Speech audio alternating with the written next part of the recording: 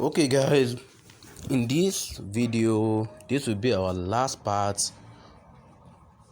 of the Pixellab interface, our last part. So whenever you come back to the application, whenever you relaunch the app, it shows this. So you can decide to cancel, you can decide to okay. What is the difference between you canceling and okay?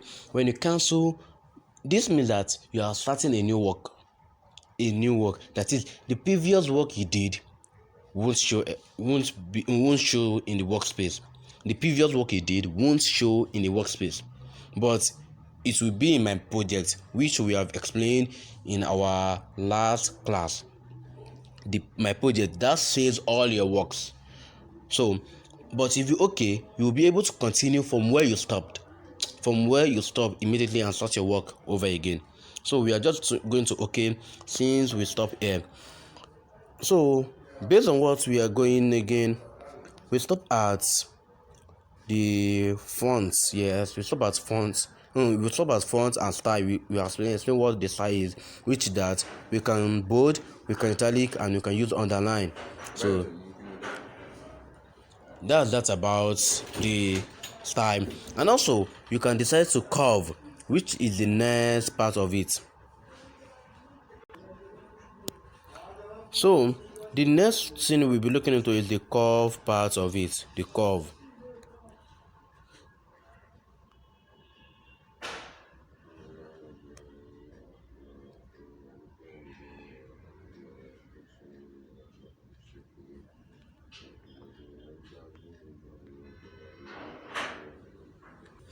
So our focus now will be the curve.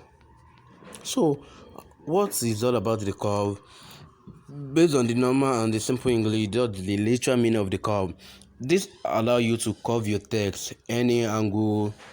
As you can see, you can just curve it any angle, just like a circle. You can make it in a rotational form.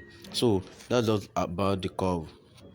So you can just try to just like an arc. Maybe you want to create an arc over a circle or any object or element. So the curve aspect of it enable you to do that. That's about the curve. And also the next one is about the background. How can you give your text a background? What is the essence of giving a background to a text or an element? The essence of a background is that it's enabled. For instance, maybe the background you're using, the initial background itself, the primary background you're working on, the space work you're working on, is a deep background, which we later be talking about the color and the types of color we are, but based on the explanation of the interface.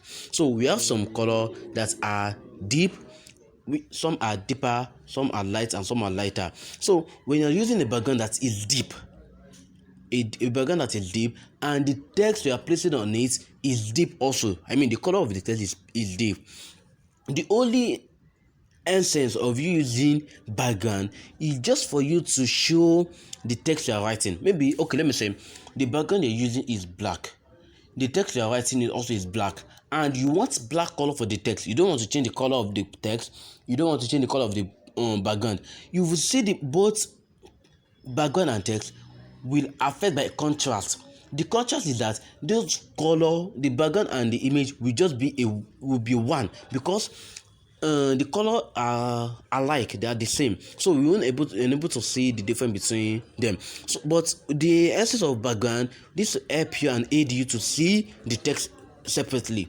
So let's try to use the background. Enable a background. As you can see, you can change the color of the background. You can give the background also a padding. Just try all these out. There's nothing much about it.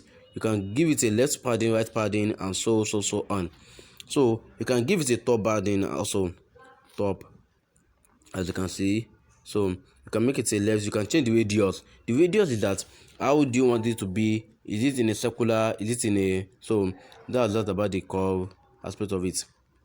I'll be making it all 0 so that it will be, and this radius I'll just make it like this. I hope you see. So let me check something here. You can change the color of the background. You can change the color of the background. We will discuss more about the color. You can see that the T double T in the bottom are not showing very well. You can't say very well. This is the effect of the contrast. That's it. The color of the text and the background, they are somehow alike. As you can see, using a bright background enable you to read and see the text very more clear and glaring. So that's the essence of using a background.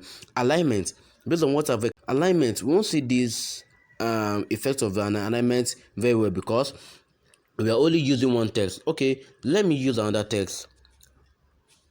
Let me just edit the text. Good evening, guys. This will be the last part of the Pixellab tutorial interface. Let me use under. I you hope you learn. I hope you're learning much better. Just chill up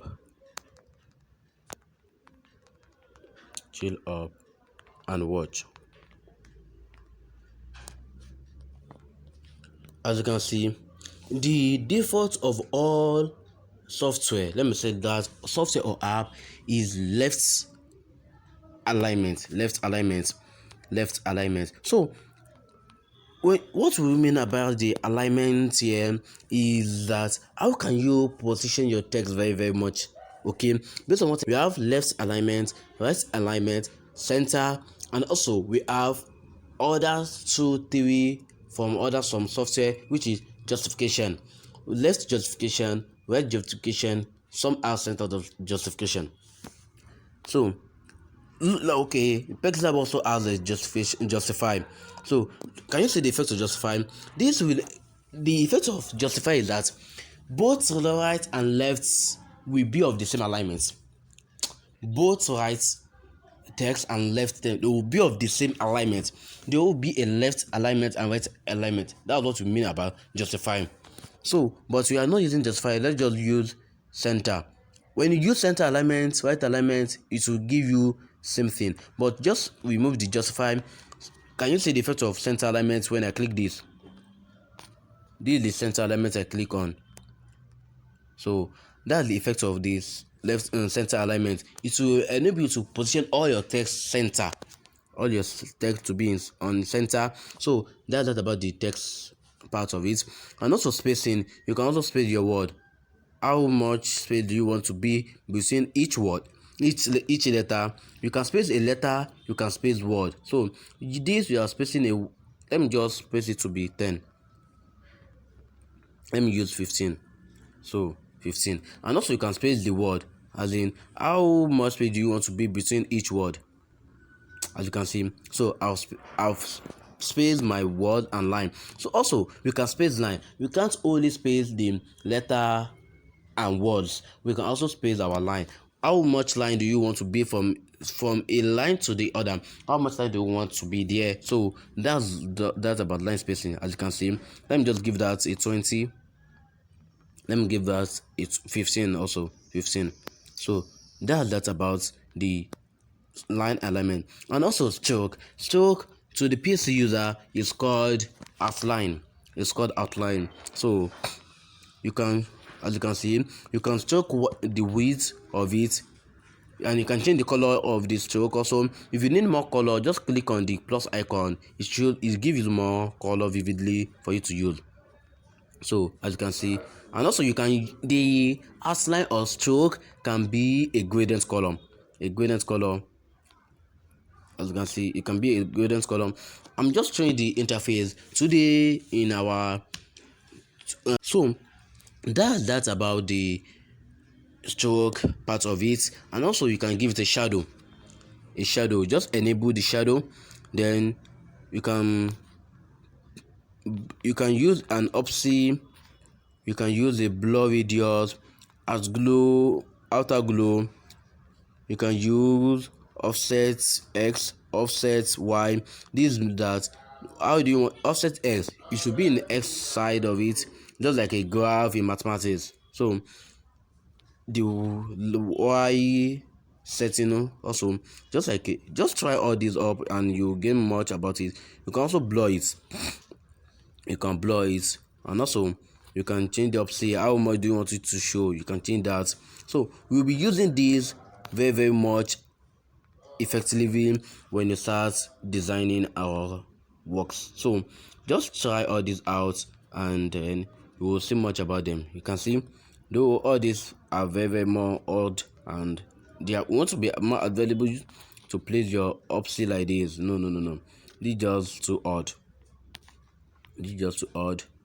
It's too much odd. So but just for learning purpose, we'll be using this like that. So that's about the shadow. The inner shadow, you can also create an inner shadow. Inner shadow, you can see the effects of that. The inner shadow, you can create an inner shadow. So the inner shadow, this is used like a way to divide an image and a text. The way you can see how it divide the text itself. So that's what about the inner shadow.